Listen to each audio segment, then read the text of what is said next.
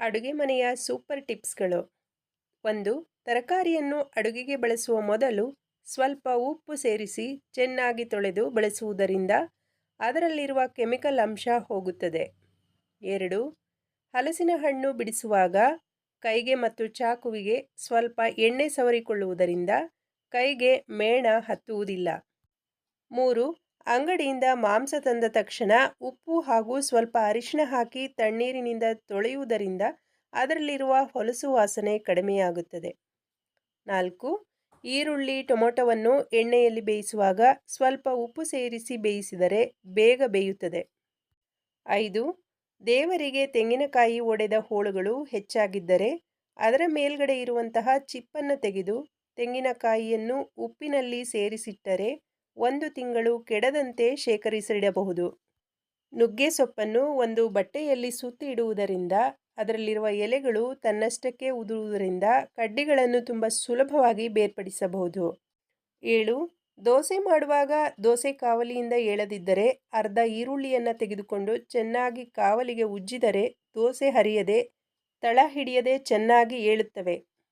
8. ಚಪಾತಿ ಮೃದುವಾಗಿ ಬರಬೇಕೆಂದರೆ ತಾಜಾ ಮಜ್ಜಿಗೆಯನ್ನು ಸ್ವಲ್ಪ ಸೇರಿಸಿ ಹಿಟ್ಟು ಕಲಸಿ ಚಪಾತಿ ಮಾಡುವುದರಿಂದ ಚಪಾತಿ ಬಹಳ ಮೃದುವಾಗಿ ಬರುತ್ತದೆ. 9.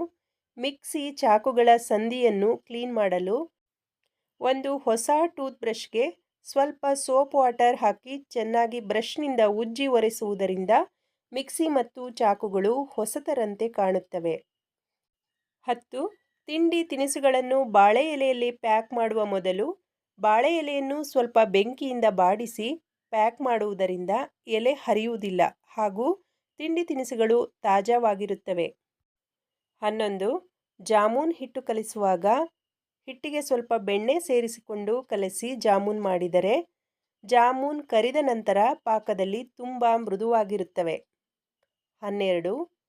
ಅನ್ನ ಉದುರುದುರಾಗಲು 1-2 ಹನಿ ಅಡುಗೆ ಎಣ್ಣೆ ಹಾಗೂ ಸ್ವಲ್ಪ ನಿಂಬೆ ರಸ ಸೇರಿಸುವುದರಿಂದ ಅನ್ನ ಉದುರುದುರಾಗಿರುತ್ತದೆ. 13. ಆಲೂಗೆಡ್ಡೆಯನ್ನು ಬೇಯಿಸಿದ ನೀರಿಗೆ ಸ್ವಲ್ಪ ವಿನಿಗರ್ ಅಡುಗೆ ಸೋಡಾ ಹಾಕಿ ಅಡುಗೆ ಕೋಣೆಯ ಟೈಲ್ಸ್ ತೊಳೆಯುವುದರಿಂದ ಅಡುಗೆ ಕೋಣೆಯ ಟೈಲ್ಸ್ಗಳು ಪಳಪಳನೆ ಹೊಳೆಯುತ್ತವೆ. 14. ದೋಸೆ ಹಿಟ್ಟು ಹುಳಿಯಾಗಿದ್ದರೆ 1-2 ಚಮಚ ಸಕ್ಕರೆ ಸೇರಿಸುವುದರಿಂದ ಹುಳಿಯೊಂದಿಗೆ ಸಕ್ಕರೆ ಅಂಶ ಸೇರಿ ದೋಸೆ ತುಂಬ ರುಚಿಯಾಗುತ್ತದೆ. 15. ಇಡ್ಲಿ ಹಿಟ್ಟು ಮಿಕ್ಕಿದ್ದರೆ ಕೊತ್ತಂಬರಿ ಸೊಪ್ಪು ಹಸಿಮೆಣಸಿನಕಾಯಿ ಸೇರಿಸಿ ಸ್ವಲ್ಪ ಕಾರ್ನ್ಫ್ಲೋರ್ ಸೇರಿಸಿ ಬೋಂಡಾ ತಯಾರಿಸಿದರೆ ಸಂಜೆ ಕಾಫಿ ಟೀ ಜೊತೆಗೆ ಸ್ನ್ಯಾಕ್ಸ್ ರೆಡಿಯಾಗುತ್ತದೆ. 16. ಕಾಫಿಗೆ 1 ಚಿಟಿಕೆ ಉಪ್ಪು ಸೇರಿಸುವುದರಿಂದ ಕಾಫಿ ತುಂಬ ರುಚಿಕರವಾಗಿರುತ್ತದೆ. 17.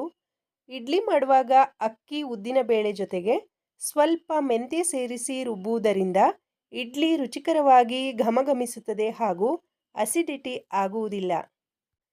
18. ಪಾಯಸ ತುಂಬ ಹೊತ್ತು ಇಟ್ಟ ನಂತರ ಗಟ್ಟಿಯಾಗಿದ್ದರೆ ಸ್ವಲ್ಪ ಬಿಸಿ ಹಾಲು ಸೇರಿಸಿ. 19. ಮೀನು ಅಥವಾ ಮಾಂಸ ಸಾರು ಮಾಡಿದಾಗ ಊಟ ಮಾಡಿದ ಪಾತ್ರೆಗಳನ್ನು ತೊಳೆಯಲು ವಿಮ್ ಬಾರ್ ಅಥವಾ ಜೆಲ್ಗೆ ಅರ್ಧ ನಿಂಬೆಹಣ್ಣಿನ ರಸ ಹಾಕಿ ಪಾತ್ರೆಗಳನ್ನು ತೊಳೆಯುವುದರಿಂದ ಪಾತ್ರೆಗಳಲ್ಲಿರುವ ಹೊಲಸು ವಾಸನೆ ಕಡಿಮೆಯಾಗುತ್ತದೆ. 20.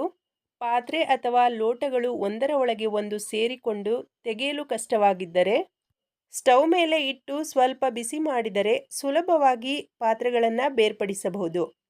ಇವತ್ತಿನ ಮಾಹಿತಿ ಇಷ್ಟ ಆದರೆ ಲೈಕ್ ಮಾಡಿ, ಫ್ಯಾಮಿಲಿ ಫ್ರೆಂಡ್ಸ್ ಜೊತೆಗೆ ಶೇರ್ ಮಾಡಿ. ಹೊಸ ಮಾಹಿತಿಗಾಗಿ ಚಾನಲ್ನ ಸಬ್ಸ್ಕ್ರೈಬ್ ಮಾಡಿ. ಮತ್ತೊಂದು ಹೊಸ ಮಾಹಿತಿಯೊಂದಿಗೆ ಸಿಗೋಣ. ವಿಡಿಯೋ ನೋಡಿದ್ದಕ್ಕಾಗಿ ಧನ್ಯವಾದಗಳು.